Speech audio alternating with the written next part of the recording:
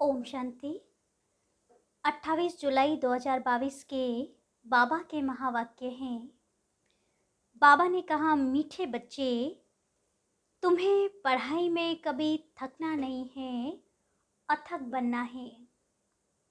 अथक बनना अर्थात कर्मातीत अवस्था को पाना। फिर प्रश्न है, तुम बच्चों ने अभी कौन सी प्रतिज्ञा की है और क्यों? कौन सी प्रतिज्ञा की है? अभी तुमने प्रतिज्ञा की है कि किसी को भी दुख नहीं देंगे, सबको सुख का रास्ता बताएंगे। फिर अगला प्रश्न है, किन बच्चों की पालना यज्ञ से होती है? जो अपने को ट्रस्टी समझते हैं, अर्थात पूरा दिल से सब कुछ सरेंडर करते हैं। वह रहते भी गृहस्थ व्यवहार में हैं, धंधा भी करते हैं, लेकिन ट्रस्टी हैं। तो जैसे शिव बाबा के खजाने से खाते हैं। गीत बजा है, तुम ही हो माता पिता, तुम ही हो बंधु सखा, तुम ही हो। ओम शांति। बच्चों को बाप मिला है और अब अनुभव से कहते हैं कि बरोबर कांटे से फूल और कोई बना नहीं सकते। भारत दैवी फूलों का परिस्तान था, अभी कांटों का जंगल है। तुम बच्चे अभी जो सुनते हो वह महावाक्य सुनते हो। यह सुनाने वाला ऊंचते ऊंच बाप है ना। उनकी हर एक बात महान है, महान सुख का सागर है, महान ज्ञान का सागर है, महान शांति का सागर है। बच्चे अच्छी रीति समझ चुके हैं। आगे हर बात में काटे थे। हर कर्मेंद्रियों से एक दो को दुखी देते थे। अब हम खुद ही कर्मेंद्रियों से किसी को दुख न देने की प्रतिज्ञा करते हैं। जैसे बाप दुख हरता सुख करता है, वैसे बच्चों को भी बनना है। कोई को भी दुख नहीं देना है, हर एक को सुखधाम का ही रास्ता बताना है। यह सब ब्रह्मा कुमार कुमारियाँ किसकी मत पर चलते हैं? श्रीमत पर। ब्रह्मा की मत गाई हुई है। यूँ तो सभी को कह देते गुरु ब्रह्मा गुरु विष्णु, परंतु गुरु को भी फिर भगवान नहीं कहा जाता, उन्हों को देवता कहा जाता है। मात पिता भी उनको नहीं कह सकते। बाबा ने समझाया है, लौकिक मात पिता से तो अल्पकाल सुख का वर्षा मिलता है। वह मिलते हुए भी फिर पारलौकिक मात पिता को याद करते हैं। ब्रह्मा विष्णु शंकर को तो नहीं याद करेंगे ना, उनको मात पिता नहीं कहेंगे। वे तो सूक्ष्म वतन वासी है ना, उनको ब्रह्मा देवताय नमः, विष्णु देवताय नमः कहते हैं। इतने सब बच्चे किसी को मात पिता कह ना सके।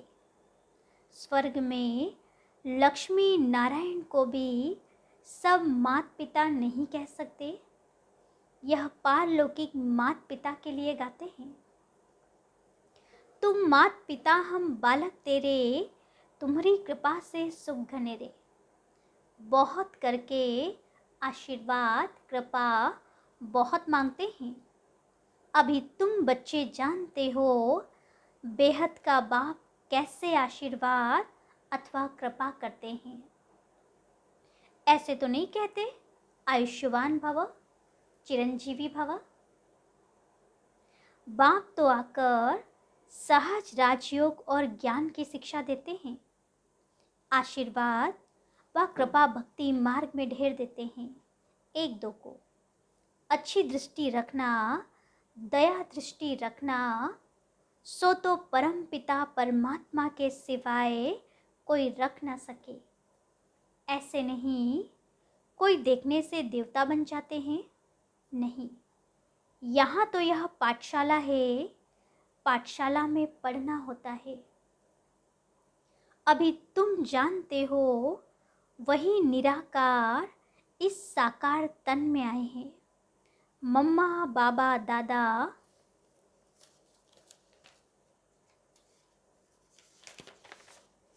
यह कुटुंब हुआ ना, ईश्वरीय परिवार। इतनी बड़ी पाठशाला थोड़ा शहर से दूर होनी चाहिए। यहाँ भी देखो शहर में कितना दूर है, कितना सन्नाटा लगा हुआ है, क्योंकि हमें चाहिए ही शांति। हमको जाना है शांति धाम में।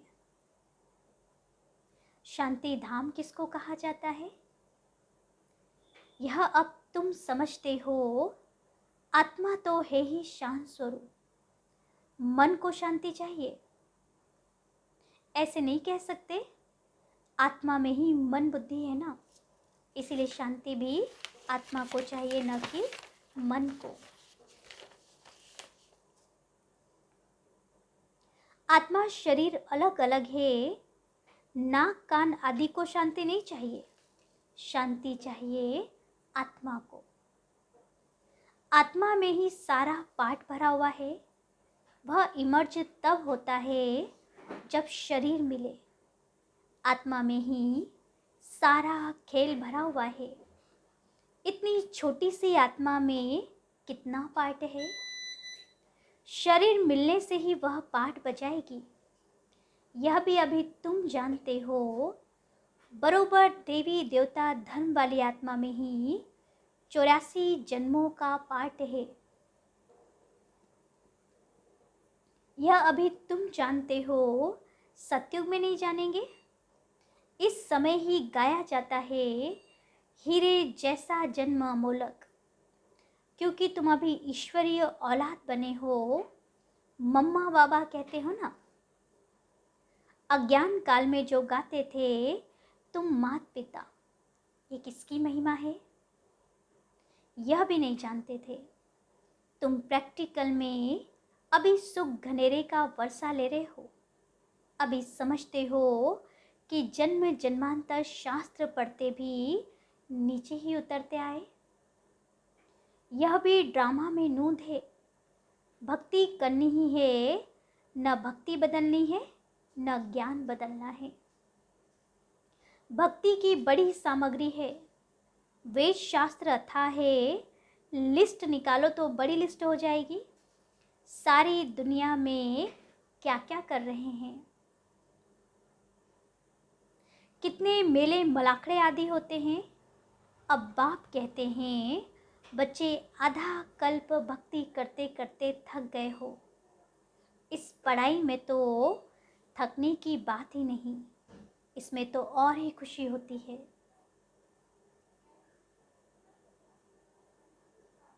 क्योंकि यहाँ है कमाई।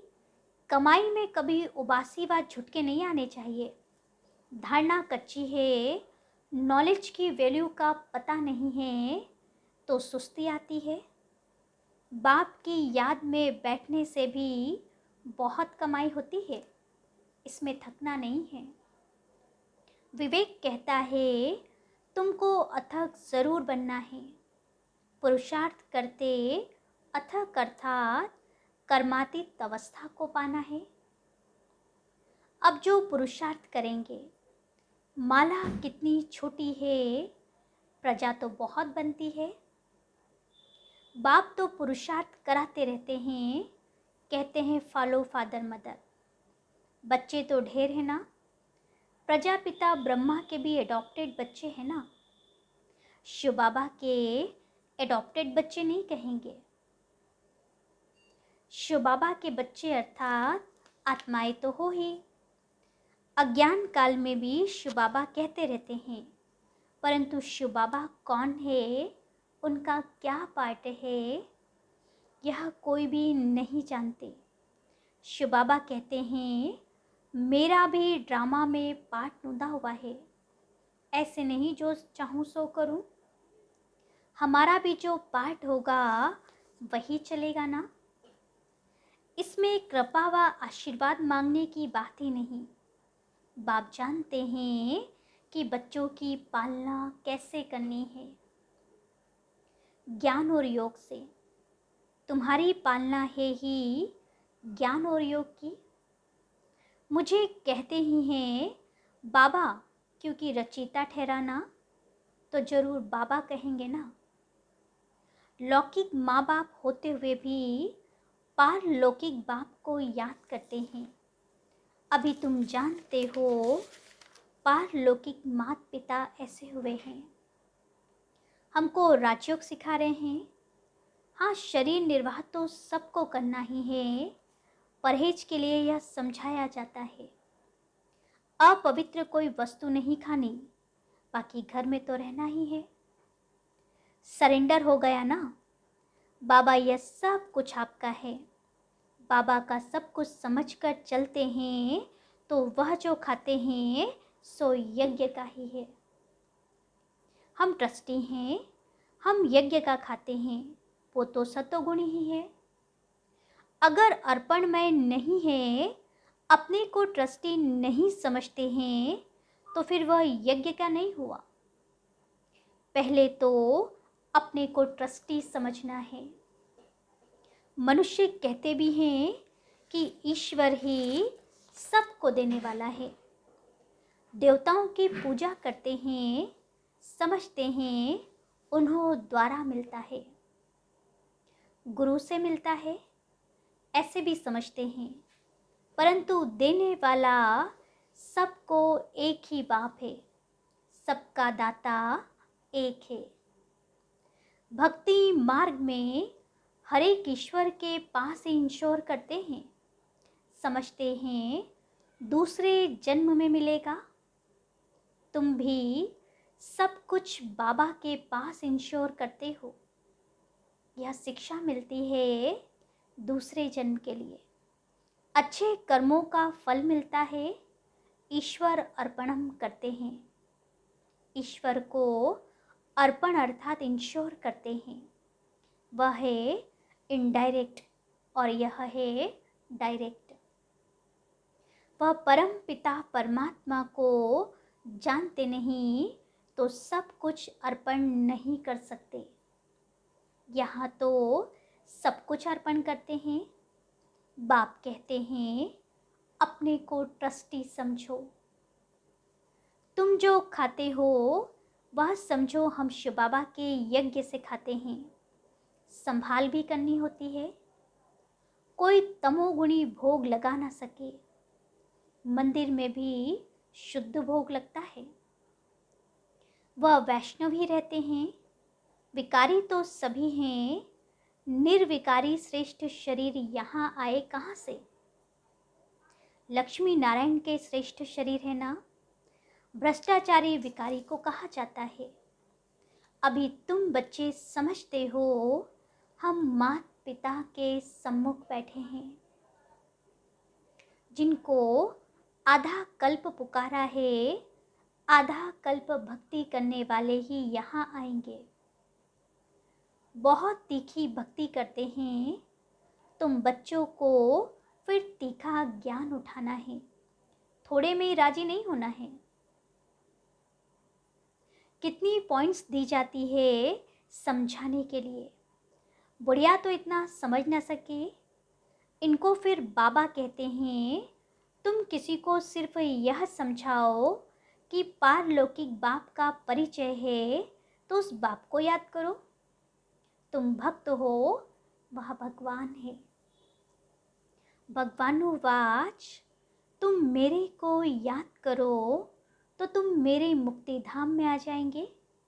कृष्ण कहेंगे मेरे वैकुंठ धाम में आ जाएंगे। पहले तो निर्वाण धाम में जाना है तो जरूर निराकारी बाप को याद करना पड़े। कृष्ण भी देहधारी हो गया। उनको याद करना गोया 5 तत्वों के विनाशी शरीर को याद करना। यह तो भक्ति मार्ग हो गया। अब तुम बच्चे जान गए हो कि भक्ति का कितना विस्तार है। सेकंड में इस ज्ञान से स्वर्ग का वर्षा मिल जाता है। दिन के बाद रात और रात के बाद दिन। ब्रह्मा की रात विष्णु के लिए क्यों नहीं कहते? यह ज्ञान अभी मिलता ही तुम ब्राह्मणों को है, इसलिए ब्रह्मा के लिए गाया हुआ है। ब्रह्मा ही दिन और रात को जानते हैं। ब्रह्मा जानते हैं अब रात पूरी हुई, दिन होना है। ब्राह्मणों का दिन और रात, यह समझने की बात है ना। विष्णु ऐसे नहीं कहेंगे हमारी रात और दिन। तुम कह सकते हो इस ज्ञान से ही हम इतनी ऊंची प्रालब्ध पाते हैं, फिर ज्ञान गुम हो जाता है। ड्रामा में यह शास्त्र आदि भी नूंदे हुए हैं, फिर वही शास्त्र बनेंगे जिसके लिए कहते हैं परंपरा से चले आते हैं। ऐसे नहीं कि धरती से शास्त्र निकल आएंगे। बाप आकर सत्य बतलाते हैं। यह भक्ति मार्ग की सामग्री फिर से वही निकलेगी। बूढ़ी माताओं को यह भी याद करा दो, ऊंचे ते ऊंचे शिव बाबा जो परम धाम में रहते हैं। फिर स्थूल वतन में आओ तो पहले लक्ष्मी नारायण का राज्य है। जो नई रचना बाप रच रहे हैं, पतितों को पावन बना रहे हैं। कहते भी हैं पतित पावन आओ, तो जरूर सारी सृष्टि पतितों की है। उनको आकर पावन बनाते हैं। जो मेहनत करेंगे वही पावन दुनिया में आएंगे।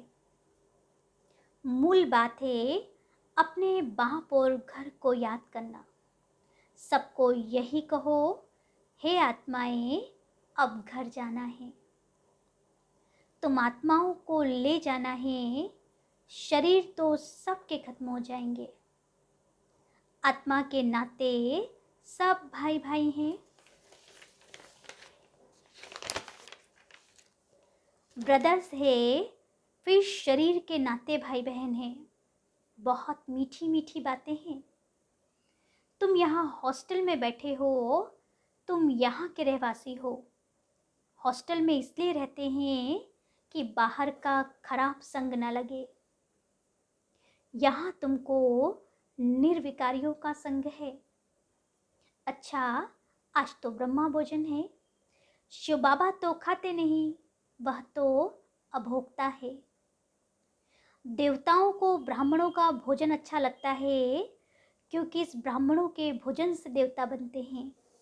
तो ब्राह्मणों के भोजन का कितना महत्व है, उनका बहुत असर पड़ता है। तुम्हें पक्के योगियों का भोजन मिले तो बुद्धि बहुत अच्छी हो जाए। सारा दिन शिव बाबा की याद में रहकर कोई स्वदर्शन चक्र फिराते भोजन बनाए, ऐसे योगी चाहिए। पवित्र तो बहुत होते हैं। विधवा माता अथवा कुमारियां भी पवित्र होती है, परंतु योगिन भी हो। बाबा ने कहा दुनिया में बहुत पवित्र है, परंतु योगिन भी होनी चाहिए।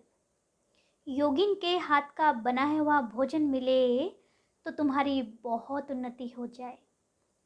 5 से 7 ऐसे योगी बच्चे हों जो याद में रहकर भोजन बनाए, इससे तुम्हारी अवस्था बहुत अच्छी हो जाएगी। योग में बहुत मदद मिलेगी। अच्छा, मीठे मीठे सिकिलदे बच्चों प्रति माता पिता बाप दादा का याद प्यार और गुड मॉर्निंग। रूहानी बाप के रूहानी बच्चों को नमस्ते, और हम रूहानी बच्चों की रूहानी बाप दादा को याद प्यार, गुड मॉर्निंग और नमस्ते नमस्ते नमस्ते। फिर धारणा के लिए मुख्य सार है। पहला, माता पिता को फॉलो करते हुए ज्ञान योग से सबकी पालना करनी है, उसी पालना में रहना है। ज्ञान योग में तीखा जाना है। दूसरा है पवित्र और योगिन के हाथ का भोजन खाना है। बुद्धि को शुद्ध बनाने के लिए भोजन की बहुत परहेज रखनी है। फिर वरदान दिया प्यारे बाबा ने, स्व परिवर्तन द्वारा विश्व परिवर्तन के निमित्त बनने वाले सर्व खजानों के मालिक भव। आपका स्लोगन है, बदला न लो, बदल कर दिखाओ। स्व परिवर्तन से विश्व परिवर्तन। कई बच्चे सोचते हैं यह ठीक हो तो मैं ठीक हो जाऊं, यह सिस्टम ठीक हो तो मैं ठीक रहूं, क्रोध करने वाले को शीतल कर दो तो मैं शीतल हो जाऊं, इस खिटखिट करने वाले को किनारे कर दो तो सेंटर ठीक हो जाए। यह सोचना ही रॉन्ग है। पहले स्व को बदलो तो विश्व बदल जाएगा। इसके लिए सर्व खजानों के मालिक बन समय प्रमाण खजानों को कार्य में लगाओ। स्लोगन है, सर्व शक्तियों की लाइट सदा साथ रहे तो माया दूर से ही भाग जाएगी। सर्व शक्तियों की लाइट सदा साथ रहे तो माया दूर से ही भाग जाएगी। अच्छा, ओम शांति।